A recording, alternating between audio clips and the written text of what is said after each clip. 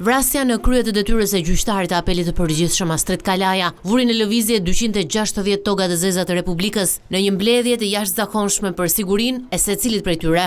Mbledhja me dyert të mbyllura nisi me 1 minutë heshtje në nderim të kolegut të vrarë.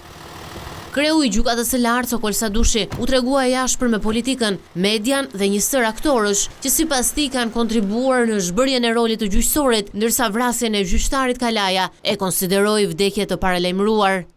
Ata japin gjykime si të ishin gjyqtar, shpallin fajsin apo pa fajsin e kujt të duan, interpretojnë kushtetutën sipas interesit të momentit dhe shpërndajnë verdikte televizive nëpër studio që imitojnë sallat e gjyqit. Në këtë kakofoni zërash, politikanë të lartë të vendit, të pushtetit apo të opozitës, ndjejnë sot lehtësi për të fyer, anatemuar apo tallur gjyqtarin që merr një vendim, ndoshta edhe pa e lexuar arsyetimin, pa pritur ankimin dhe pa respektuar hierarkinë gjyqësore.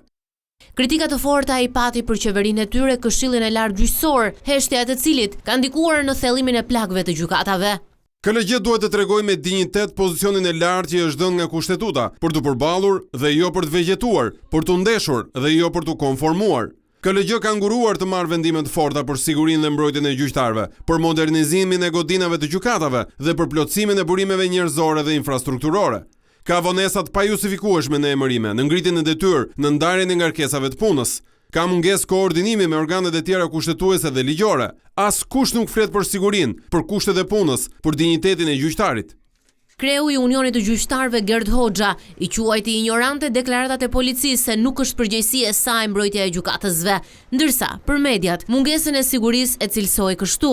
Në diskutimet kemi kërkuar ndërtimin e godinave të reja, duhet marrë fund sorollatja apo vendosja e gjykatave në përfjetore, policia apo vende ku trajnohen qend. Duhet bëjnë ndërtime të reja të godinave, duhet marrë fund ping-pongu me përgjegjësi me polici. Duhet marrë fund ndonjëherë nxitimi ignorant i disa zyrtarëve të lartë që deklarojnë se nuk është përgjegjësia e jona. Antari i gjykatës së lartë Sander Simoni tregoi qëllimin e mbledhjes së përgjithshme të gjyqtarëve. Do marrim një vendim në lidhje me kërkesat që kemi ndaj autoriteteve përgjegjëse. Vrasja e gjykatësit Astrid Kalaja ka shkaktuar reagime të forta dhe është një nga goditjet më të mëdha që ka psuar gjyqësori në 3 dekada demokraci.